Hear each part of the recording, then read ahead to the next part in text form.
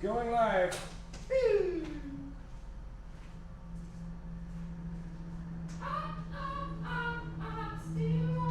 Stay alive.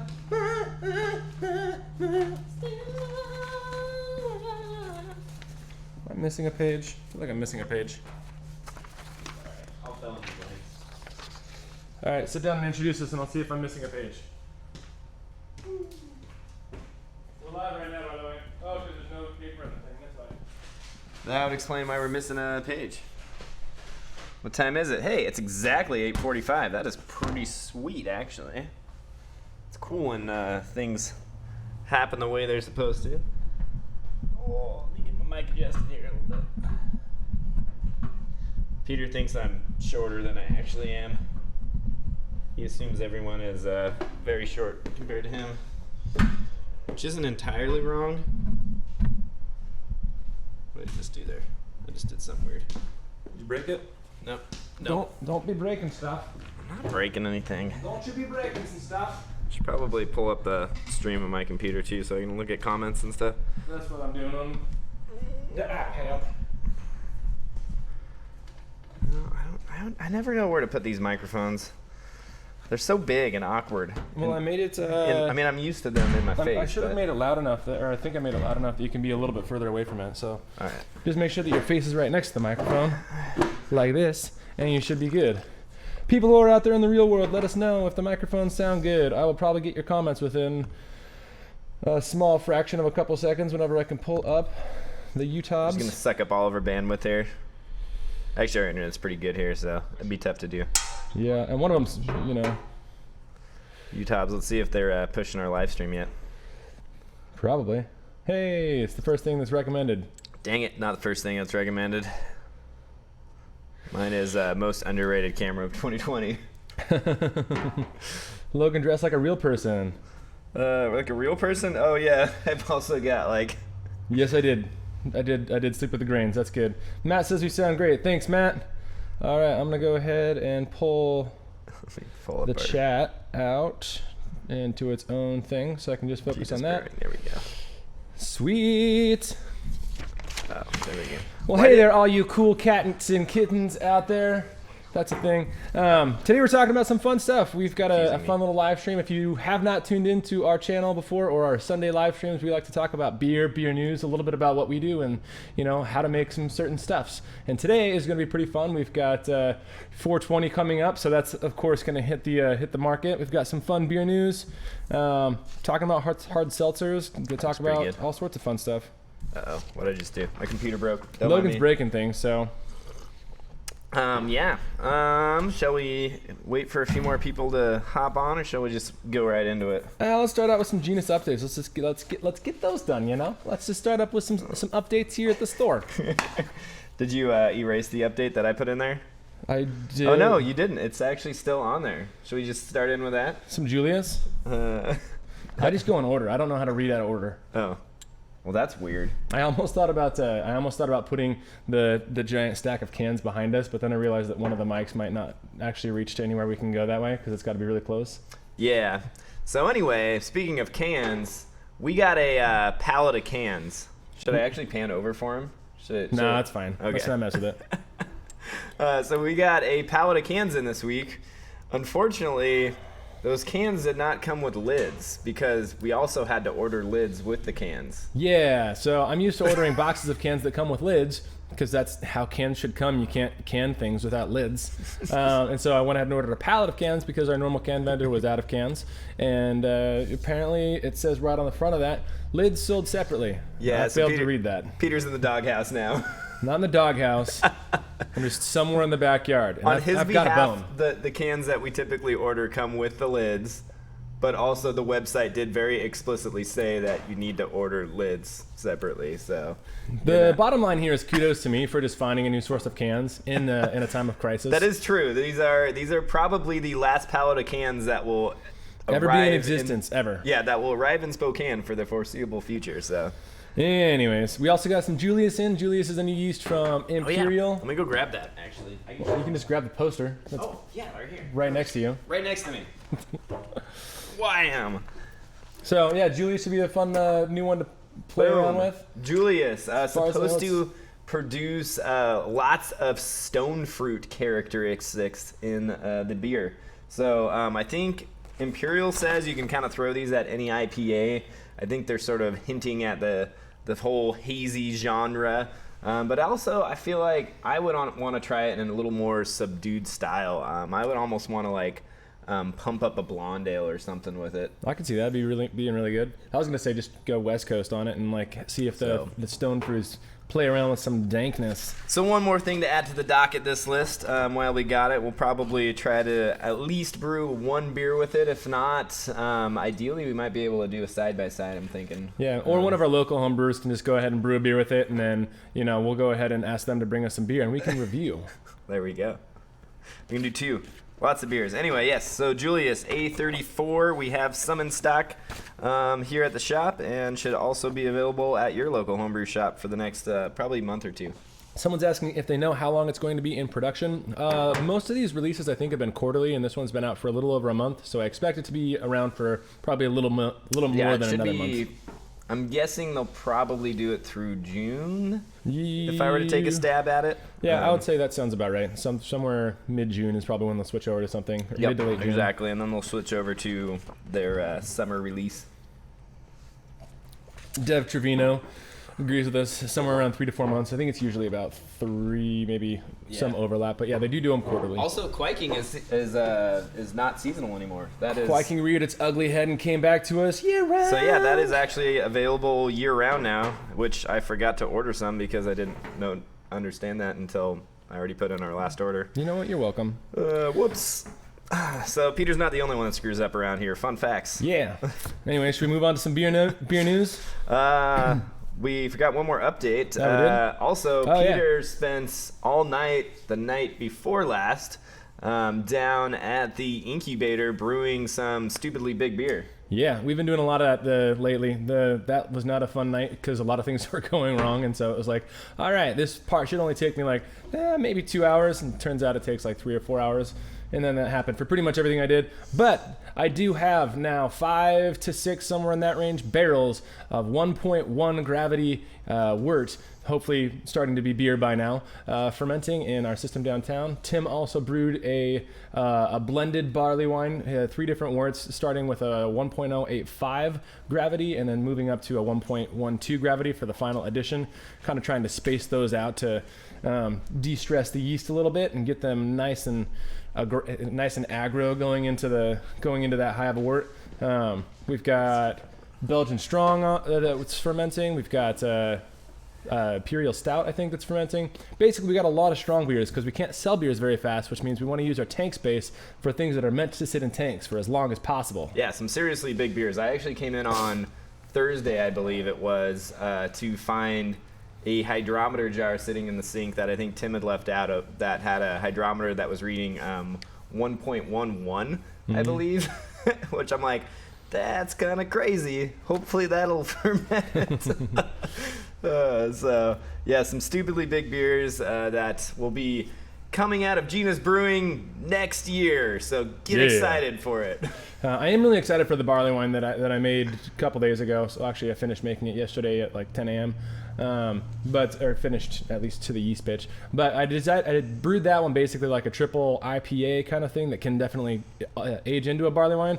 And the idea is that in September, when it's finally done at least first round of fermentation, I can just dry hop it and run it as a triple IPA, but then the rest of it will get released next year as a stupid big well-aged barley wine. Yeah, no, I'm excited for that one you did. I take it the color was still pretty pale. It was nice. Nice, yeah. Nice and gold. All right, beer news. So for those of you that live under a rock, you might not have heard of what I like to call, yesterday I tried to call it the Lion King, but it's actually Tiger King. No, it's the Lion King, the greatest show of all time. Terrible TV show. It is fantastic. And you know what? If there's 2 things that we know for sure in life, it's that number 1, Carole Baskins did kill her husband, and number 2, Tiger King belongs in beer. So a brewery down, where was it, Missouri? No, it's Virginia Beach. Virginia Beach, yeah. A brewery down in Virginia Beach apparently took advantage of this and actually made a beer called Tiger King Yeah, no, they made a whole series. Yeah. So they had the Tiger King IPA, which is a completely innovative, not unoriginal at all IPA that they brewed. Yeah. According to their brewer. Yeah. Like single hop citra beer. Yeah. He's like, yeah, it's just kind of a run-of-the-mill IPA. But, kudos. It sounded like a fine beer. So, and single hop, by the way, Zombie Dust is single hop Citra. So there are some definitely great single hop Citra beers, and Citra's kind of a cheater hop anyway, so it's going to be good. But yeah, they released that. They released a Tiger King variety pack, or a Joe Exotic variety pack, and they also released a Carole Baskins variety pack. And you can guess which one is the only one that is not sold out. But they took advantage of the craziness going around that TV show and made a whole bunch of money. And I'm kind of bummed that we didn't do it. Yeah, if anything else, it's just great advertising for them. It is fantastic advertising. And honestly, I do want to try those beers now because, I feel like I have to. Well, they're not. You're not going to get them. But. They can redo it. They could a second launch, second runnings. They sold out in 24 hours, by the way. 24. Yeah. What did you ever? I didn't hear what barrel batch it was. Yeah, I don't remember seeing what size batch it was. It's Back Bay Brewing Company. So if anyone wants to do some research online for us, find out what size Back Bay Brewing Company is. Back Bay Brewing Co. in Virginia Beach. What size they brew on. Then we'll figure that out. I've been abandoned. I don't know why. The odd thing about being abandoned right now is because the next thing would be I can't even say it. We can't say it without singing it. What can't you say? Sorry, I had to You get can't more say it without singing it. It's just that's a law. That's like a physical law. That is our 1, 2. Beer of the week. Beer of the week. Nailed it. 100%. Getting really good at that now. Yeah, that's pretty much commercial quality. So we picked actually a fun one, and that is going to be the American Brown Ale. That is Beer Judging Certification Program Style 19C. American Brown Ale is a really fun style for going into spring because it kind of bridges that gap between some level of maltiness that you want in those winter months with all the freshness and brightness and nuttiness and newness of something that you might want in the spring. So we kind of decided to go more along the lines of American versus the English Brown Ale. I didn't actually write down which one that was, but they've all changed. There used to be 3 different categories back in the pre-2015 style guidelines where American was in its whole category by itself, and then they had the English mild or brown, whatever it was, and they had Northern and Southern English Brown back pre-2015. Apparently that's gone over to, now it's like English and London Brown. Is that what you said? There was the 2 different styles? No, that was the pre-stuff. Now it's just American and English. Just American. Okay, so they've gotten rid of a whole style. BJCP, you're being weird. BJCP's weird. That's a fun fact. But anyway, American Brown Ale, to give you just a hint of how it's going to differ from an English Brown Ale, the biggest component is going to be the hops in it. Typically, you're using American hops versus English hops, and the hopping rate is going to be a little higher. There's some other subtleties, but I'll just kind of leave it at that, and we will dig right into the style itself. Yeah. Which I've got some cool info pulled up here. The overall impressions of this beer should be that it is a malt-forward beer, but the hop flavor complements the malt. So it's something that sort of builds onto it rather than either overpowering it or just kind of clashing with it. So, this is something that, it's not like you're going to be throwing like a super fruity hop at it with something that's going to be caramely and just getting that like weird like red vine flavor. Ultra Mosaic and C120 bomb. Yeah, this is not appropriate for that. You really want to do something that's going to, first of all, have hops that really blend in well with these kind of nuttier, chocolatier malts. Notes of caramel can be in a brown, American brown, but you definitely don't want it to be a caramel bomb. I like, pretty much any Old World Northwest hops, as well as some of the more floral English style hops. I'm thinking Northern Brewer right there, but those will all go with them. You really need to find the balance of malts that are going to give you some form of like toastiness and biscuitiness, You don't want an overwhelming amount of roastiness on this style of beer, but you do want it to balance really nicely with some degree of caramelization and like caramel/toffee like characteristic, which is why we chose our malt of the week to be Breeze's Special Roast. Special roast is basically like if you take a biscuit malt, or you take Victory, which is Breeze's biscuit malt, and you amplify it and darken it just a little bit. It's got that biscuit toastiness really intensified, basically, which is really fun because you can use it in small percentages and still get a really nice dynamic to your beer, and blend in with a lot of other things like notes of chocolate or notes of caramel. So in building a brown ale, I think Special Roast is a fantastic little biscuit to throw in. Yeah, so its color is right around 40 Lovabond typically. So it is toasty, it is biscuity, doughy, and has some degree of acidity to it actually as well. Yep. So it's got a little bit of tanginess that you also will get in something like a melanoidin or a honey malt.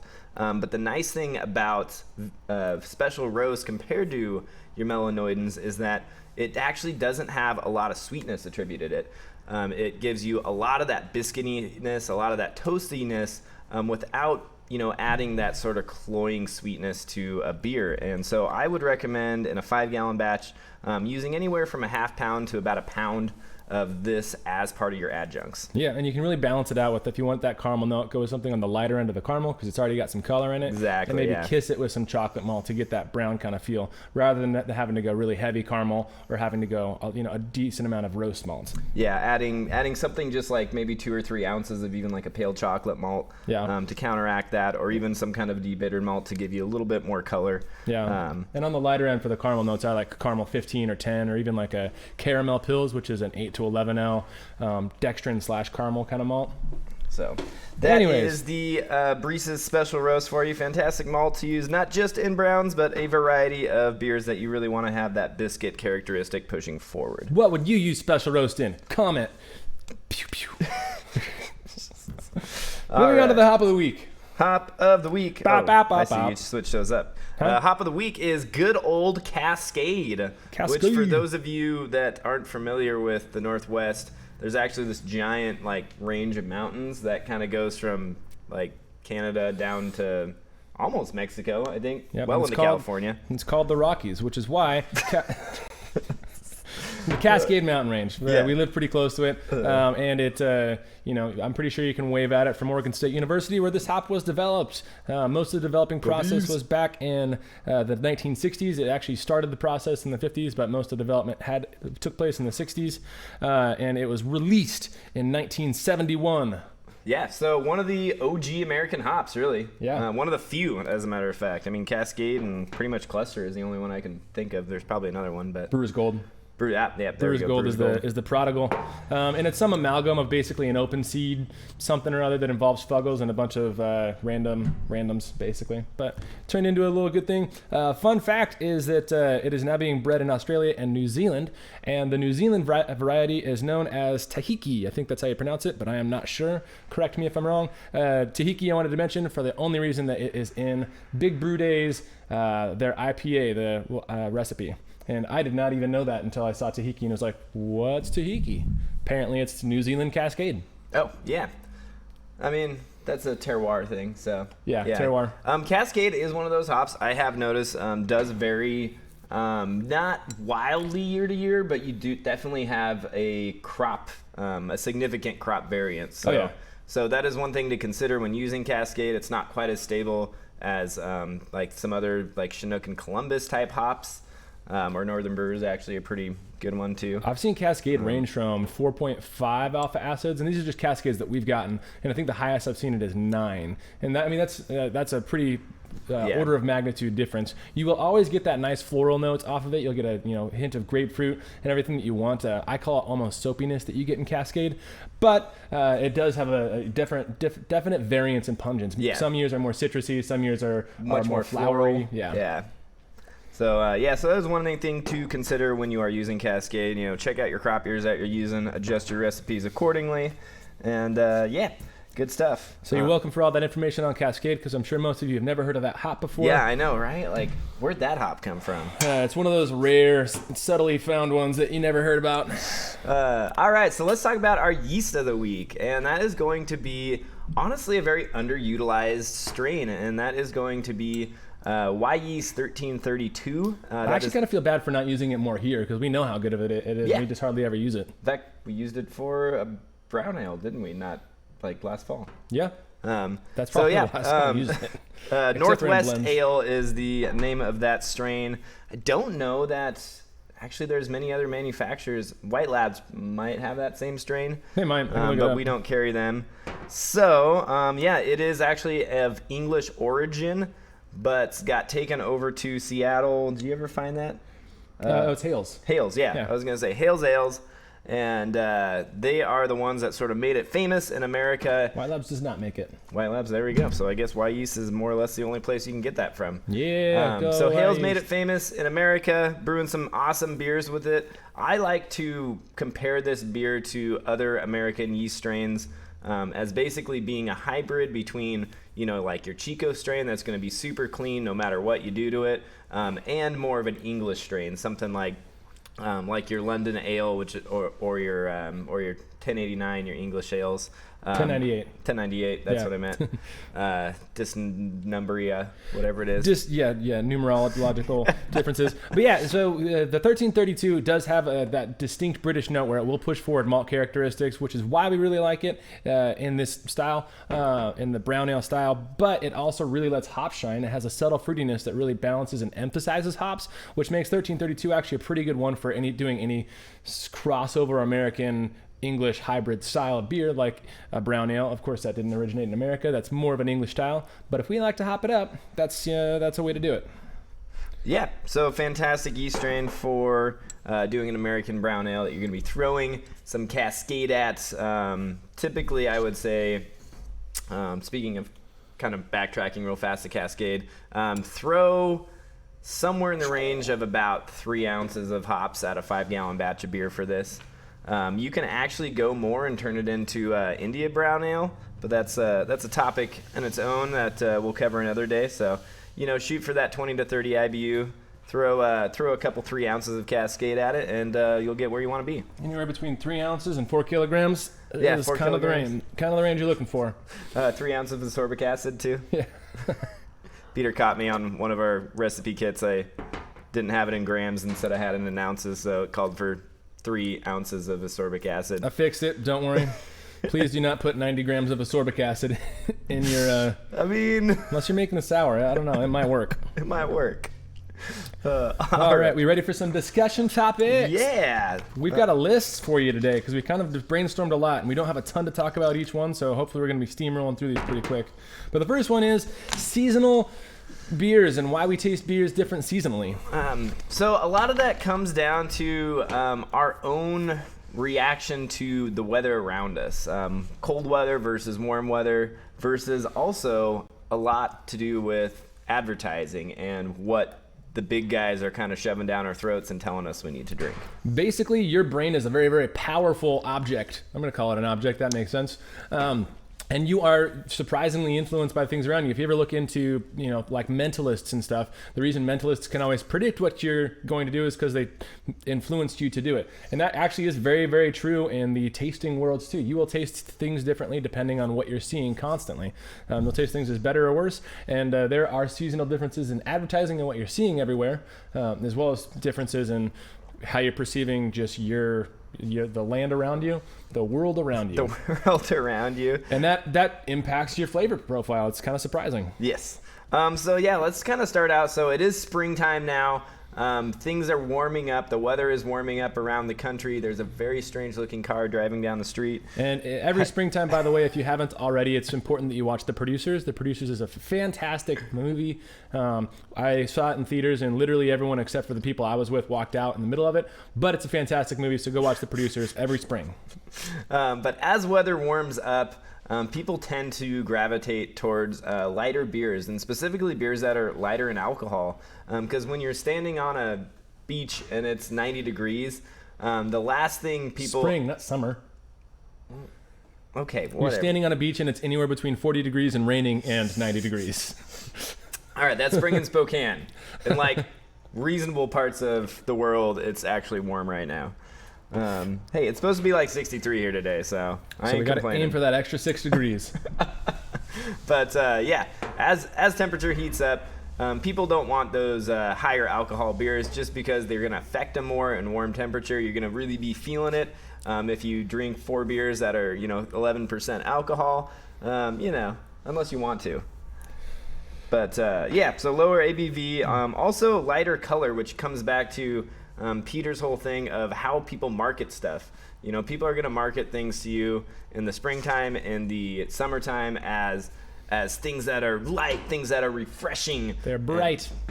Bright and whatever you want. So that's a big part that influences why people will drink beer that is paler and lower in alcohol during the warmer months of the year. And let's talk about the elephant in the room, or on the patio, or on the apparently beach that we're at. And that is also, you will have a very different amalgam of smells around you in springtime and summertime and fall and in winter. And obviously the olfactory senses are the biggest tasting component for you. So if it's springtime and you have a little bit more of that fresh floral nose going around, you're going to be craving different beers, or you're going to perceive the beers you're drinking a little bit differently. Of course, if you're in your house and it's dark and you're next to a fireplace, then it might be time for a different beer. But you will taste beers differently just because of what's around you. Yep. So speaking about being influenced by things around you, another really interesting thing that is associated with the weather and generally seasonally as well is actually the food that you're consuming. Yeah. So this is, for example, keeping on track with the warmer weather months. That's when you're going to have fresh fruits highly available, and that's why you're going to see, for one, more fruited beers. But also more hop-forward beers, and that has to do with the fact that hops are naturally, throw off these aromatics that are reminiscent or complementary to the fruit that is also being consumed at the time. I think to take this down a different route in the fall, especially going into winter, that's during the holidays, that's during Thanksgiving, that's during Christmas. You're going to be eating these spiced foods, these Heavy richer fat foods. Yeah, these richer foods, and that's really a lot of time when has to do with when you see these big seasonal beers coming out that are the pumpkin beers, I guess, or for Pumpkin instance, beers, yeah, the quadruple spice 9%ers. yeah, but all these bigger seasonal releases, and that really has to do a lot with the foods that you're eating at the time. Fun little thought for summertime. In summer, you're actually generally eating foods that have a higher salt to mass ratio.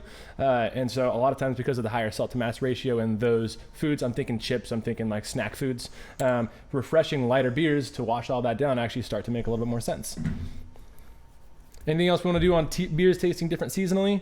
Yeah, I think that the last thing to sort of transition into our next topic is that I did actually come across an article during the research that somebody was saying as of last year, they think that seasonal beers will actually be going away more or less.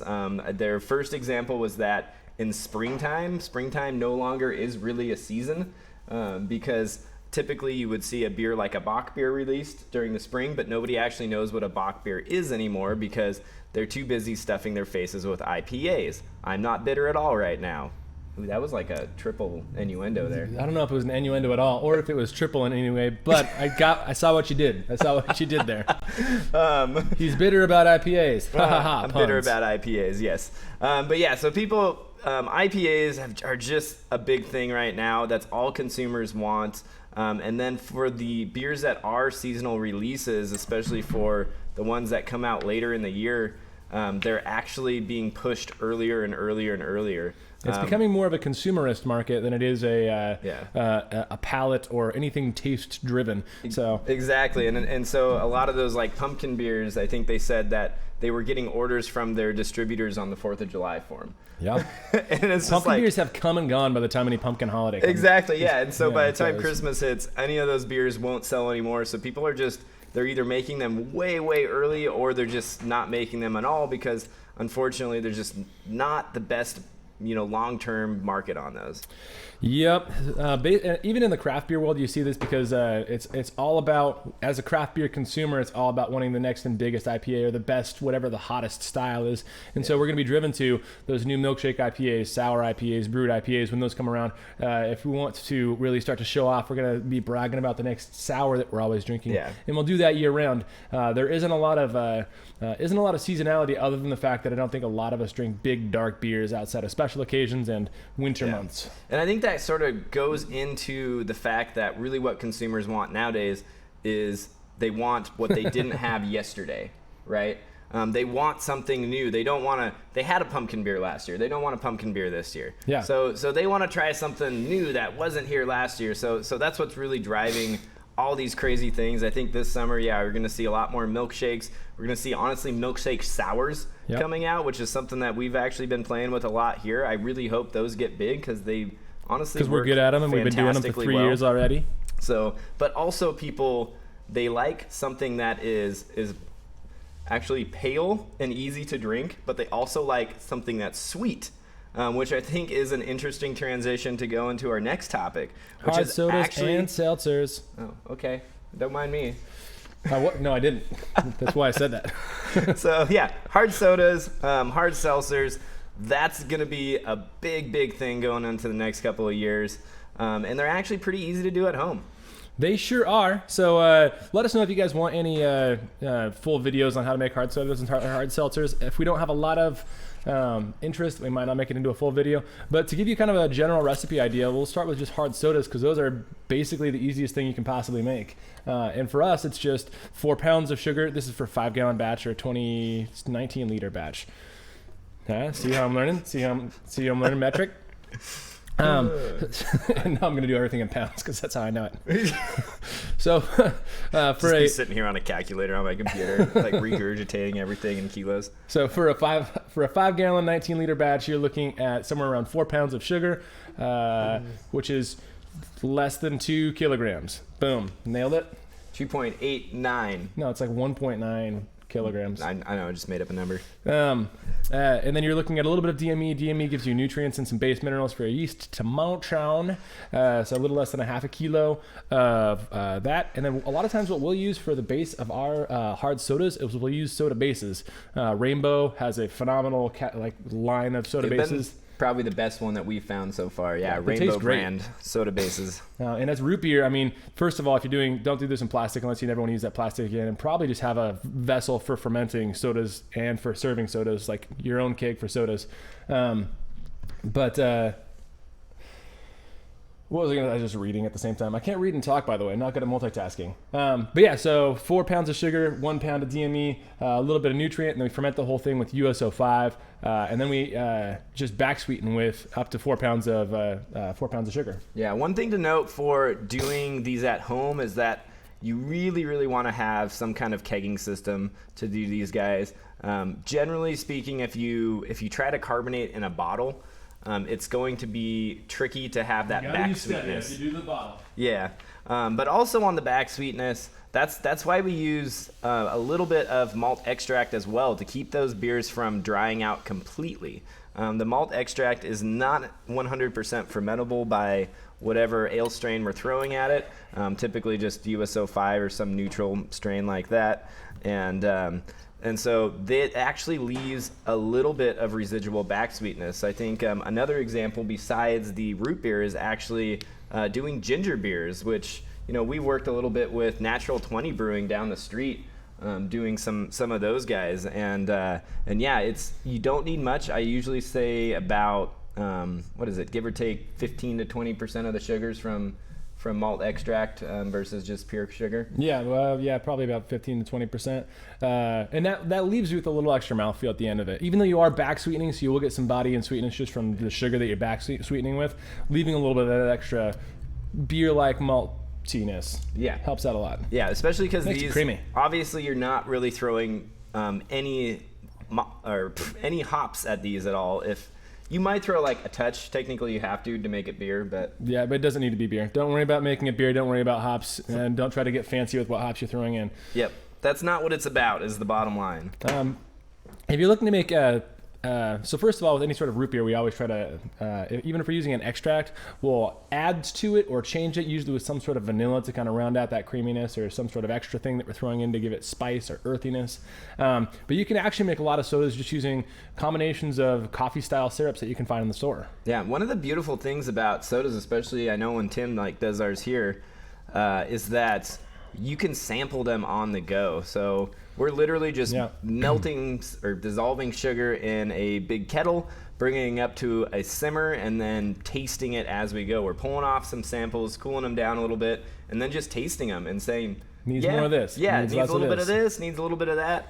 And then dialing it into that flavor profile we want right from the get-go. Yeah, and for hard sodas, this is actually pretty analogous, because other than the fact that you're getting a little bit of yeast character and a little bit of alcohol in there, you're going to be back sweetening to about the same level of sweetness as what you're tasting as what would be the wort for sodas. And so if you're having a pound of DME and 4 pounds of sugar in the pre-ferment, the wort, then you're going to be adding that same 4 pounds of sugar back at the end, which means that you can actually get pretty close to the exact taste that you'll get in the final product, just without the yeast esters and the alcohol.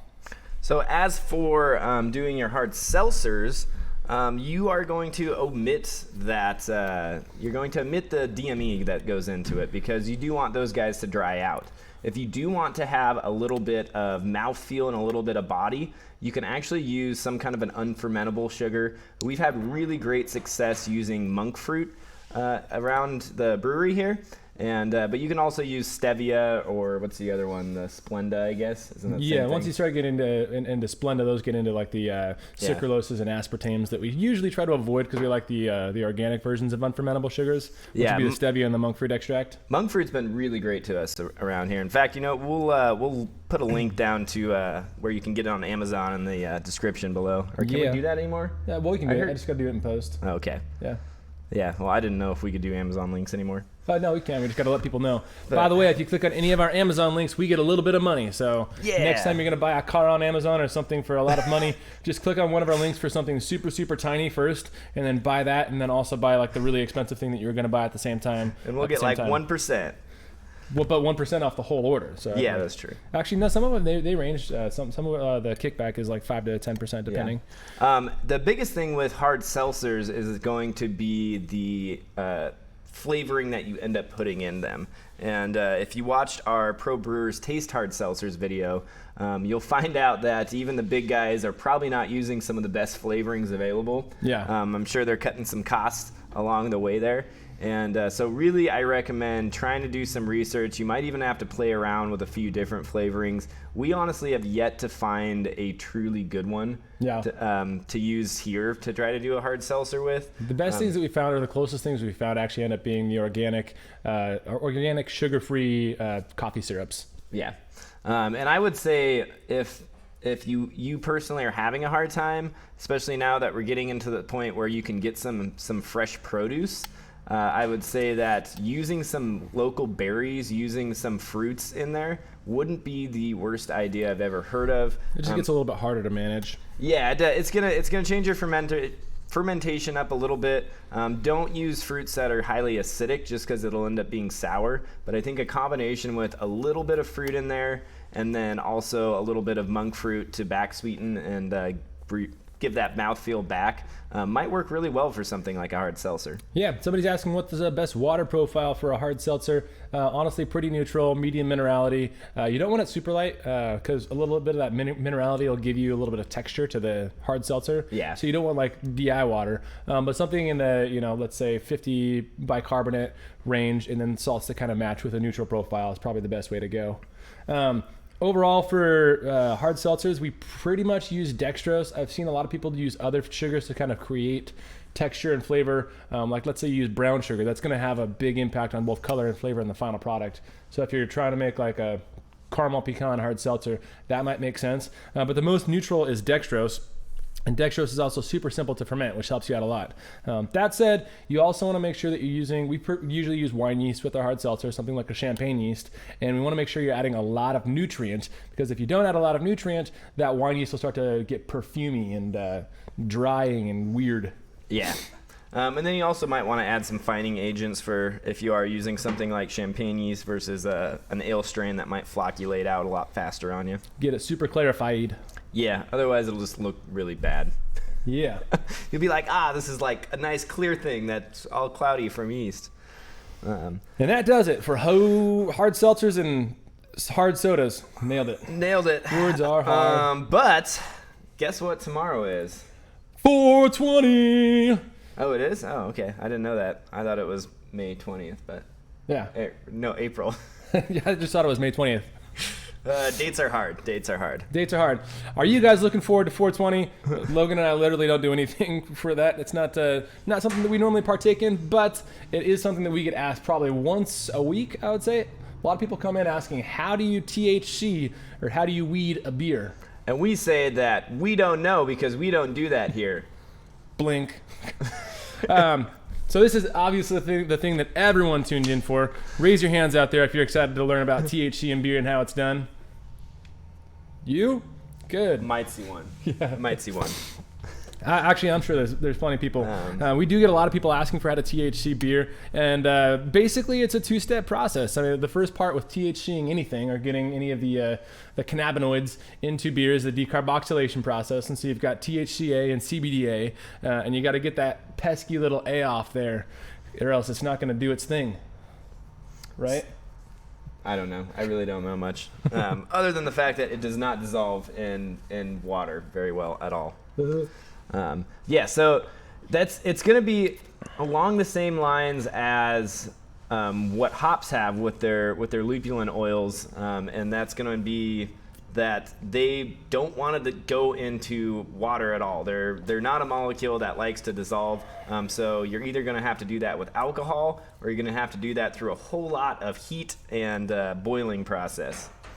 So, to kind of give you just a two-stage rundown, and what I've found is the best overall method for using this is decarboxylate with a what's it called, a sous vide if you have it, because with a sous vide you can actually get a very, very precise temperature.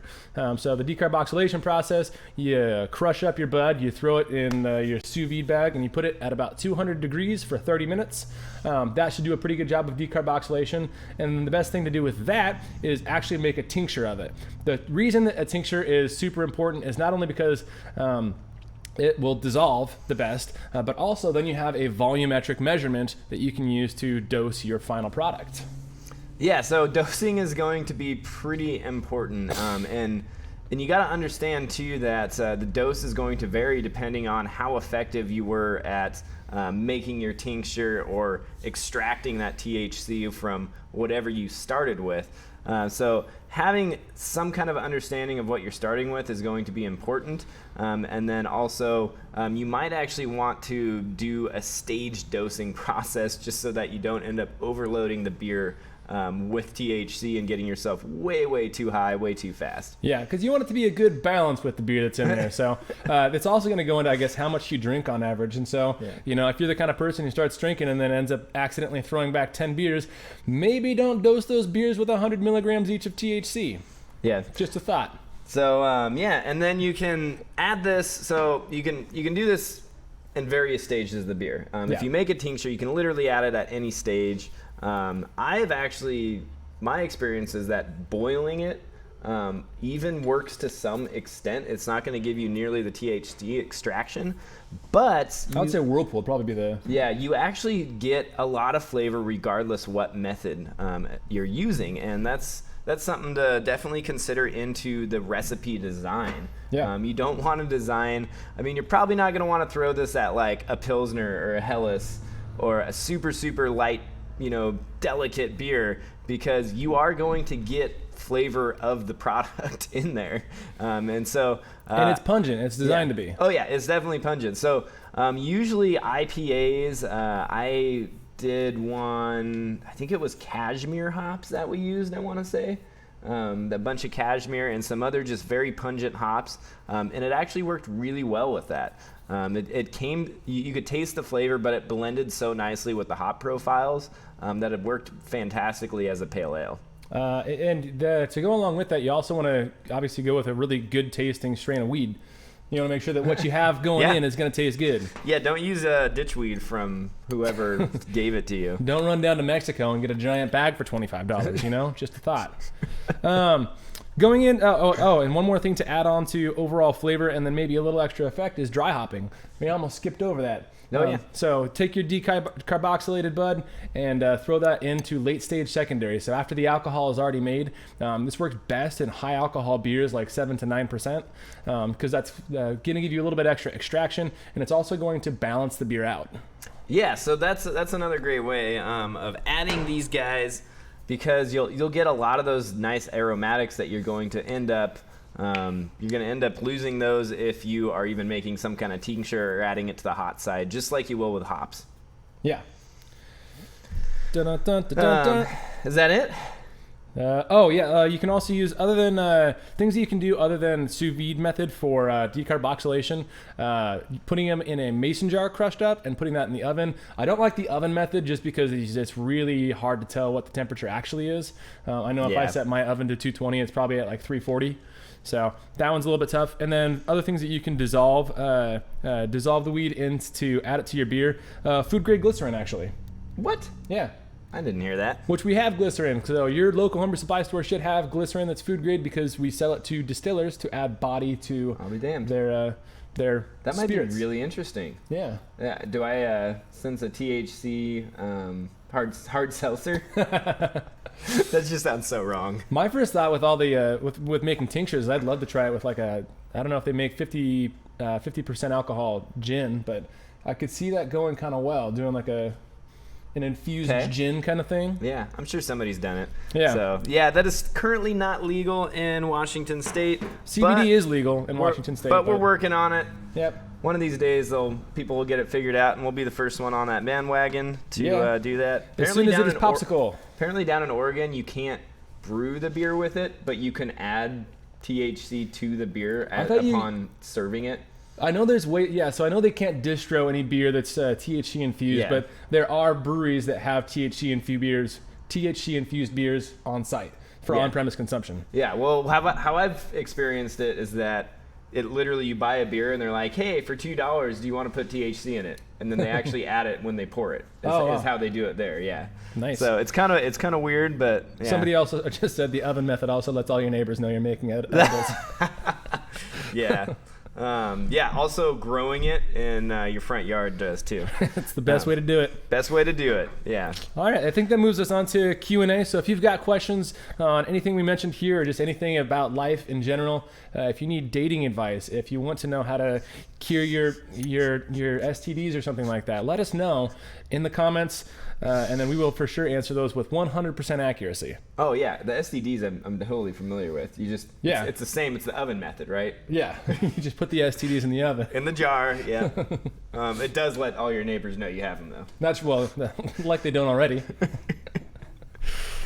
I know there was a couple up here, so let's go ahead and.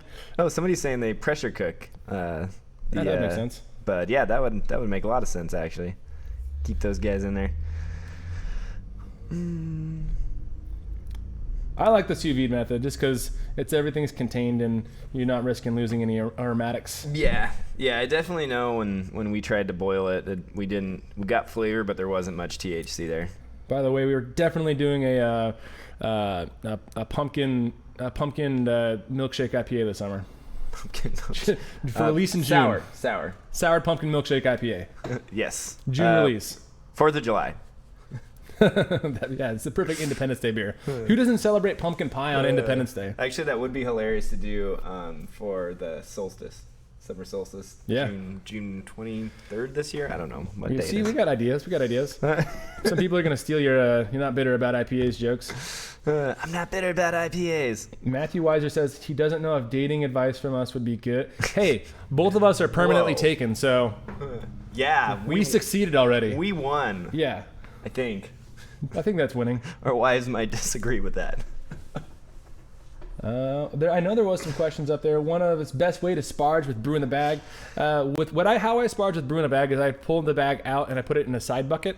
I start my boil in the main kettle, and then I'll just take some hot water and pour it over the grains in the side bucket. And then when that's all drained out, I pour that back in. I kind of do it like a batch sparge, but in a secondary vessel. I prefer to use pipettes, graduated. No. A bunch of micro pipettes. Yeah, no, that's usually easiest. Just put it in a side bucket, throw some water at it, let it sit for a few minutes.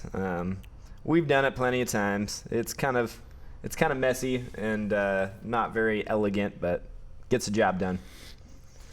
Someone says that Tahiki in New Zealand is still usually called New Zealand Cascade. Good to know. I'm wondering if there's going to be a lot of people thrown off by that being in the AHA like Big Brew Day recipe. Like, what the hell is this thing? Yeah, that would be interesting. I looked online and there's not a lot of places to get it. Can we get it? I haven't seen it anywhere. I haven't seen it through any of our vendors, but I'm sure I'm pretty crafty when it comes to finding things. Somebody's asking fishing questions. I really want to answer. We actually can't fish here, by the way. They shut it down, like everywhere, and I'm kind of annoyed by it. Actually, no, they didn't shut it down. They shut it down in Washington. They shut it down in Oregon, but Oregon and Idaho is still open, but not to non-residents. Damn you guys. Getting ready to take the cat out fishing. What are the fish biting on? Yeah, that's what I just answered. Oh. Well, yeah, I guess it would depend on where you are, too. Got a quake infection down below? Yes, actually. So keep it warm, first of all. Make sure that you inoculate every beer with it and then put it on YouTube. Yeah. Just make sure your partner doesn't get thrush. JK, that's Canada Albicans, not Quake. Oh, Jesus. Ale recipes using lager yeast like Harvest L17. Thoughts? I like that idea, but definitely pick the ale recipe around that lager yeast. So it'd be things like this brown ale actually might go really well with something like that. Yes. And with any lager yeast, you're going to end up with a little bit more of a neutral profile. I call it sometimes more minerally, just based on how they clean up. It tends to add a little bit of that brighter texture to the beer. Yeah. I actually really like the fruitiness that Czech lager strains give at higher temperatures. Yeah. Czech Pilsner strains. The nice thing about that too is that sulfur that they naturally throw at the lower temperatures seems to off gas super fast. Yeah. When you do that to where you don't need that 3 weeks to kind of let them off gas when you got them fermenting at 70 degrees. So try it with a red IPA. I can see that being good. Okay. Yeah. Why not? Squeeze the bag and don't squeeze the bag. If you're doing a pseudo sparge, always squeeze the bag. If you're doing a pseudo sparge, you're not going to get a ton off of suging the bag. It'll make it a little bit, actually probably easier to clarify, depending on if you strain or not going into the fermenter. You're going to get some of the extra proteins in there anyway. So I wouldn't worry too much about squeezing the bag, but you're going to pseudo squeeze it when you try to pour the sparge water back into your kettle. So. Somebody's asking, it's going to be fine. Best way to do spruce tips in beer, which I don't have a lot of experience with, but typically you'll see them in the mash. I would say definitely do them on the hot side, but I wouldn't want to... Yeah, you don't want to cool it down too much. I know Thomas does his for like the last 15 minutes of the boil. Yeah, that's something that's kind of like a whirlpool addition. You probably don't want to overdo it without... And it depends too. I guess if you're using just the tips versus the whole branches... you're going to end up with a cleaner product anyway. But yeah, if you're using the whole branches, probably keep those in the mash just so you're not extracting too much woodiness. And then for the tips, I think actually as a whirlpool or just really, really late, no more than 5-minute addition is going to really get those nice like citrusy notes out of them. I like them as a whirlpool addition just because, you get the citrus, sometimes oranginess that you can get off of them. But you also, you don't risk that extra astringentness or like that pseudo woodiness, that plantiness. Yeah. People that boil them a little bit longer, that is a more rustic and old world style. So I guess it also goes into what kind of beer you're making. That's true. If you're making traditional Viking beer like Thomas tries to make all the time, then that goes well and it's meant to be in there. But I like a covered whirlpool at, let's say just below 200 degrees, 20 minutes, something like that. Bam. Somebody... is nutrient a requirement for fermenting cane sugar? Yes, it is. Yeah. Not necessarily for unless fermentation. You pitch butt tons of yeast at it. Yeah, That's the only way to overcome that. The yeast will eat themselves if, in lieu of other things to eat. But yeah. Yeah. Have you ever fermenting cane sugar that, first of all, it's not super easy for the yeast to eat compared to something like dextrose? Because you've got a bond that you've got to break before they can actually metabolize it at all. But yeah, your yeast nutrient, even if it does get it all the way fermented, which it probably will still be able to because the yeast can eat each other for nutrient, it's going to throw a lot of off flavors. It's going to throw some heat. It's going to throw some perfumes that you don't necessarily like. So yeah, yeast nutrients, if you want the product to taste good, is a requirement. Ultimately, any simple sugar, you're going to need nutrient because you got to think of those yeast as they're a living organism, and while they can convert the sugar into alcohol, they still need to grow. They need to divide and go through the rest of their life cycle, which they need more than just alcohol for. So they're going to need other molecules in there to actually do that. Just like for us, for instance, right? Yeah. Like if you just give us grain alcohol, we'll probably do okay. We can probably live for a few days, maybe a week on that. But if you give us beer, you can see the result after 5 years. So 2 of us are the strongest people in the room because beer has more than just alcohol in it. So okay, question. Made DuPont. OG was 1.069. Nice. High five. Final gravity was 1. I always shoot for. Huge alcohol and a little citrus flavor when it was young. Aging now, cold for the last 2 weeks. Yeah. No off flavor. Any thought on that? First of all, with the DuPont, I'd actually, depending on how aging cold, what cold is, I'd actually probably want to age that at like 45. Just a little bit warmer than cold because some of the subtle fruitinesses that will come off that aging process will be a little bit good. If you age it like 35, it can be it can become bright, which sometimes bright and fresh going with a little bit of alcohol can be a little bit disjointed. Still gonna taste good, but I'm gonna go out on a limb and say that beer's done. It's probably finished. Probably finished, yeah. I think DuPont is a Diastaticus variant too, isn't it? So that doesn't surprise me at all. But yeah, no, that sounds like a really good beer. Yeah, I would definitely drink some bottles if it's tasting good now, and then make sure that you save some for another 6 months to a year. But the booziness going cold for 2 weeks. I don't know if you're saying that the aging for 2 weeks is got rid of any of the booziness, but yeah. The booziness should fade away if you can get that temperature actually warmer. Yeah, even 50 to 60 degrees for a few months might do some wonders on that. Anyways, what's a good way to find on a brew? Just on an IPA, not sure if it's over bittering or too much of one type of malt. Taste with a lot of people. The way to learn your palate is honestly to taste with other people, and especially if people that have tasted a lot of beers. And so when people bring us bottles, for example, a lot of times what we'll do is we'll actually taste it with them. So they'll be like, hey, I want your opinion on this. And if it's possible at the time, we'll open it and we'll pour them a glass at the same time as us. That way when we're tasting certain things, we can say, do you taste this? That's what this is. And so if you're looking to find faults or even if it's somebody who doesn't know a ton about beer, tasting with people will really help. Yeah, because a lot of people don't realize too, even trained palates are vastly different from one another. My palate's very different from Peter's palate. We both have a tendency to pick up one flavor more than the other. So it's really nice to have at least a couple, if not more people, to bounce ideas off, because one person might taste a flavor very strongly, the other person might not taste it at all, or might taste it in a very subtle way. And one person might have had like 5 cups of coffee in the morning, which kind of destroys the palate a little bit. The other person might have had 2 cups of tea. Yeah, whenever I make a terrible beer, I just make sure to give them a Flanders Red right before they try it. Strategies. Important strategies, guys. Do you rehydrate Nottingham? I've never used it before, but will soon. It's never a bad idea to rehydrate.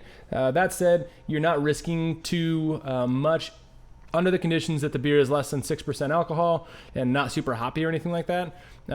It's always like we personally do recommend starters for everything, in which case rehydrating kind of comes with the territory.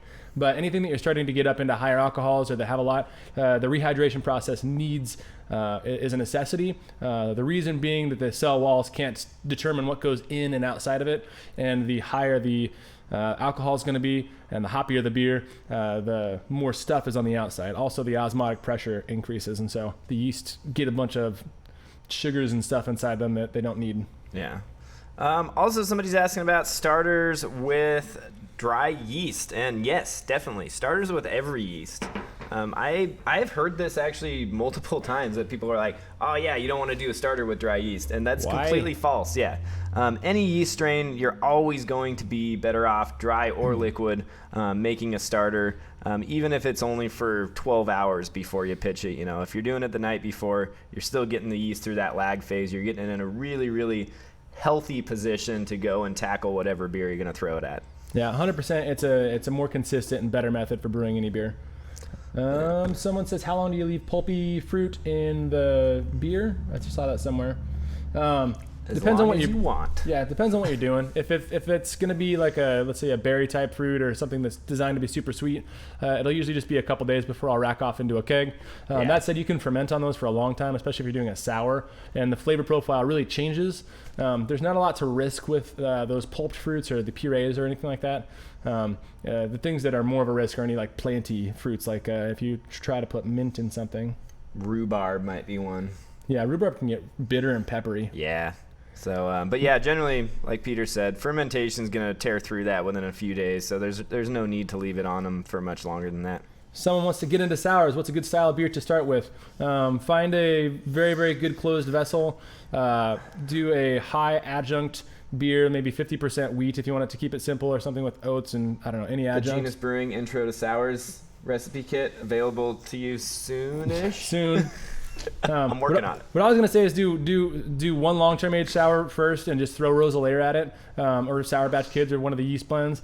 Just don't do anything with it and let it sit for a long time. And then the ones that you're gonna be drinking sooner are gonna be those kettle sours. And so we actually have some videos on kettle sours out, and we're hoping to have a kit on kettle sours coming pretty soon. That is actually exactly how I got into sours. If you want to do a true sour, using a known sour blend is a great way to get it started. All you got to do is a really, really simple brew day, and then just have usually that's what I did with when I had some extra glass carboys. I said, hey, those are always a pain in the butt to clean. I'm just going to throw some sours in those, and you brew them and you pitch and forget. So. Yep, pretty much it. Favorite fruit combo for ciders. The easiest thing is treetop apple juice and some cranberry juice, because you get acidity and tannin from the cranberry juice. Whichever one's on sale. Yeah. But the more complex answer is just make sure that you, what am I trying to say?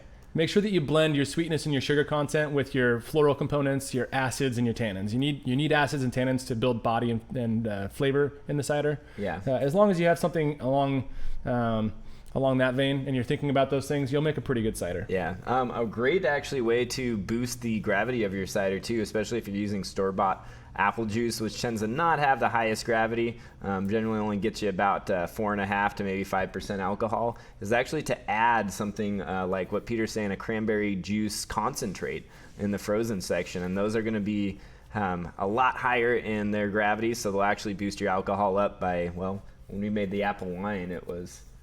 it was whoopsie. Yeah, it was like 12%, so you can go as high as you want with it.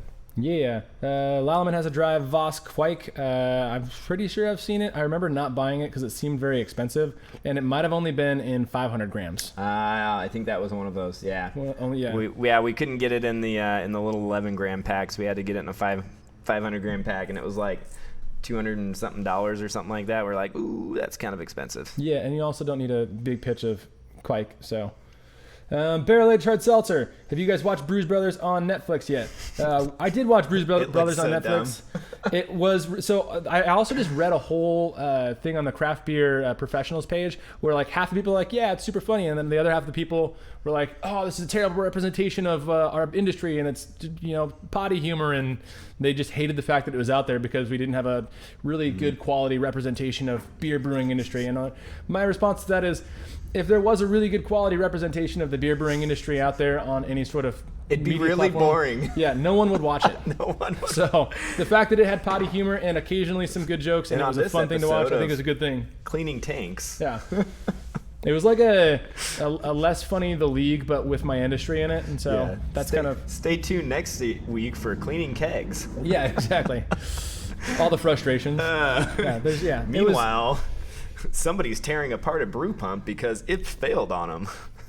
It got a lot of people into a show that has to do with beer, and I think that's a step in the right direction. That's the bottom line for me on that. That is good, yeah. I only watched the preview, and honestly, like, the preview to me screamed Beer Fest. It was like, hey, somebody finally took Beer Fest and turned it into a TV show. Yeah, no, it wasn't super beer festy, but it was. In my mind, it was like The League, but the jokes weren't as good, or the jokks weren't as deep in character. Sounds about right. But I mean, The League was a really funny show, so that's a lot to live up to. All right. For lagers, when would you start a diacetyl rest and how long? Bumping the temp up to the upper 60s. For lagers, I start my VDK rest usually when I see the yeast start dying down, and usually hopefully that's when the fermentation's almost done. So let's say it's a 1050 OG. My diacetyl rest will usually come in when it's like 1015 to 1020 range. So there shouldn't be too much left to go, but you want to make sure it's not going to stall out. So I'll always, bring it up to 68 degrees, let's say. And usually I try to do some sort of agitation at the same time just to make sure that yeast is popping in suspension. On the conical scale, what I do is I just blow CO2 up through the cone. But yeah, and then 2 days, start to crash it back down. Don't crash it too fast, just in case. Based on a few comments, it looks like sounds like there's a grain shortage over in Europe, which actually might make sense. I'm guessing Europe has to actually import a lot of grains from the U.S.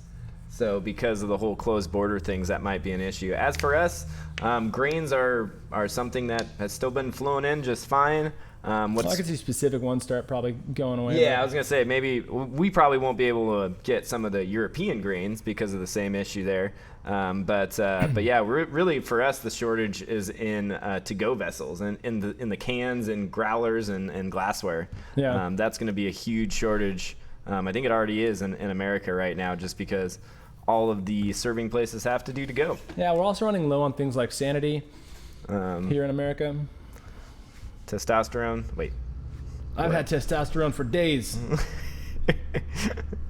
All right. Is there? We're gonna probably do a couple more questions and then try to wrap this guy up because we do have to get open today. Yeah. What's the best starter beer? Light lager. Light lager base. Light lager is not the best starter beer. Anything with strong flavors, I typically recommend. Honestly, IPAs, it sounds counterintuitive. I was thinking like a starter. Yeah, so that might be a... Oh, I see. You're thinking of a different... I was thinking like a yeast starter. Ah, I gotcha. Yeah, so on a yeast starter beer, then yeah, you want to keep it nice, low, and light. Yeah, if it's your first beer, if you mean that kind of starter, then the best thing is going to be like brown ale, dry stout. I don't know, something that's dark or has strong flavors that isn't too high alcohol. Yep, that's the go-to there. That's usually what we recommend for people. Anything that's got a nice, strong flavor profile to it. Yeah, because that way if you mess up, at least you're like, bam, at least this has got strong coffee and roast notes, and like I don't really taste whatever bad that I did too much.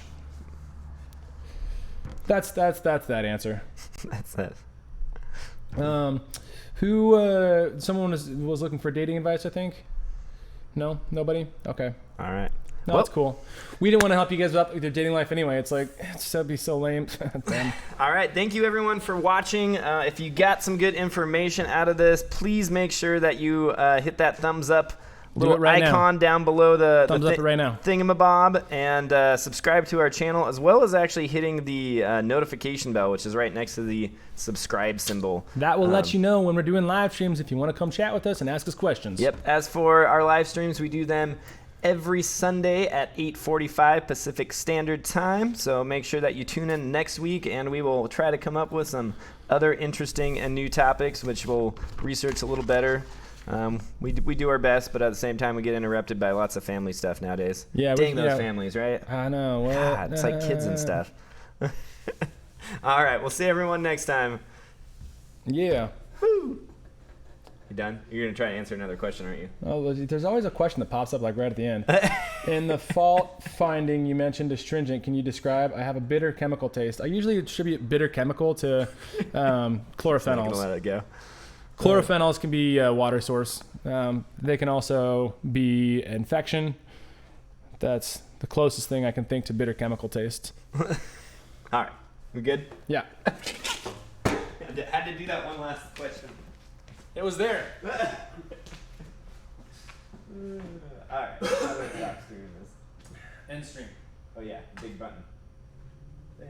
And then the little button.